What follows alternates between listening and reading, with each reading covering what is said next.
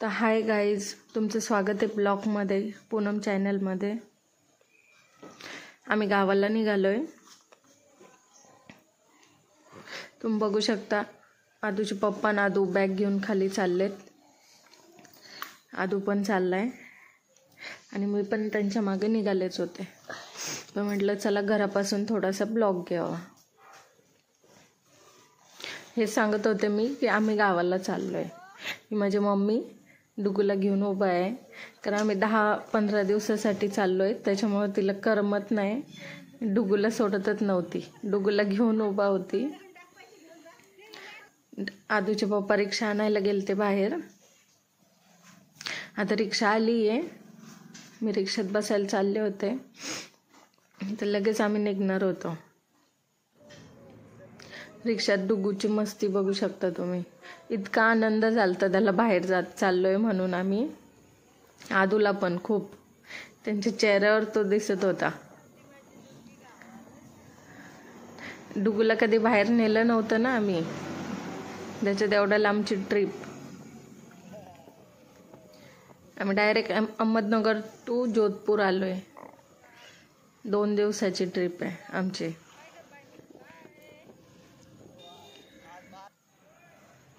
स्टँडवर आलतो बसची वाट बघत. ट्रॅव्हलर्सनी गेलतो आम्ही. डुगू पण बघतोय बसची वाट. आदू पण उभा आहे माझ्यापाशी. एवढं सामान घेऊन चाललो होतो आम्ही. फायनली आमची बस आलती, तर आम्ही बसमध्ये बसलो सगळेजण. डुगू आणि आदू खिडकीच्या बाहेरच बघत होते सारखं. म्हटलं चला बघावं बाहेर. मी पण खिडकीच्या बाहेरच बघत होते.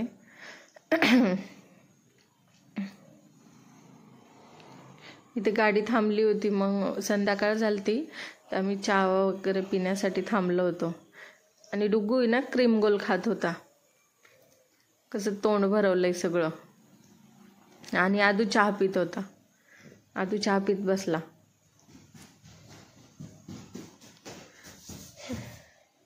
डुगू खातोय क्रीम गोल, बघू शकता तुम्ही.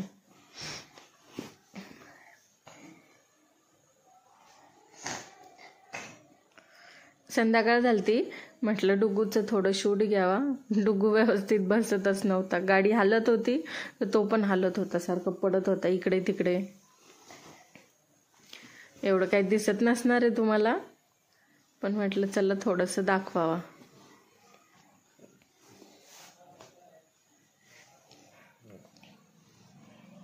डुगूला म्हणत होते मी कॅमेऱ्याकडे बघ, तो बघतच नव्हता. शेवटी थोडंफार पाहिलं.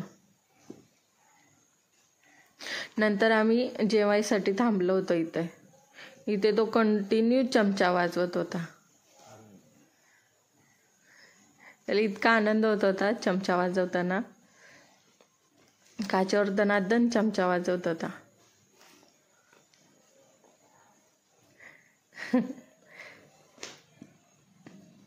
त्याला नको म्हटलेलं पण कळत नाही, त्याच्यात धुंदीत असतो तो.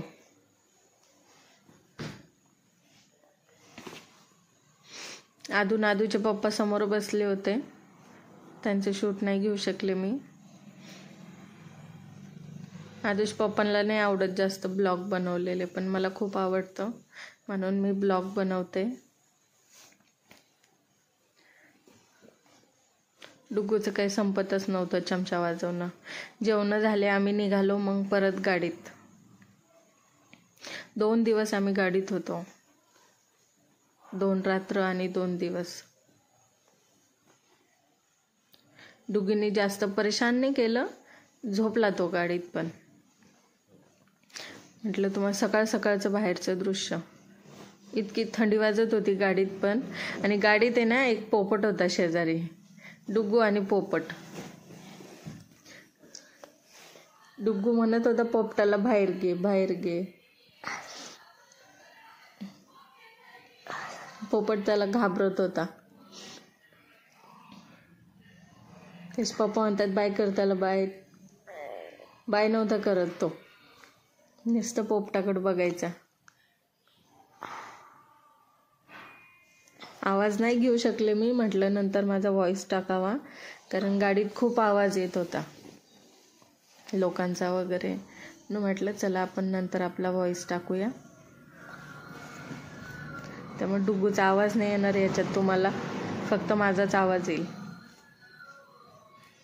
बाहेरचं पण थोडंफार दाखवण्याचा प्रयत्न केलाय मी, बघू शकता तुम्ही. लांबची ट्रिप होती आमची.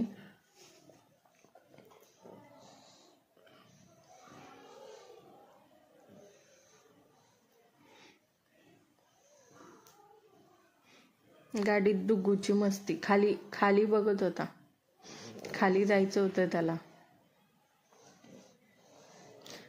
आदू आणि डुग्गू दोघांनाही खाली जायचं होतं.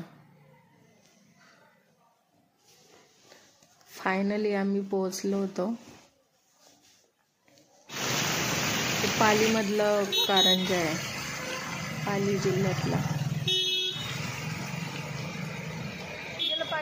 आदू आणि मी डुगून बाबा तिकडं उभा होतो. म्हटलं चला आपण दाखवूया कसा वाटतं. खूप छान, मला तर खूप आवडलं.